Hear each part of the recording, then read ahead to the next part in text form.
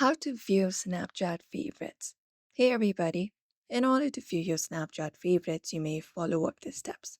So open up the Snapchat application on your device first, and then once you open it up, you should be finding this particular interface on your screen. Now what you need to do next is you may just basically go ahead and from the section select up a filter from your screen. And once you select up your filter, you should be finding this particular interface on your screen.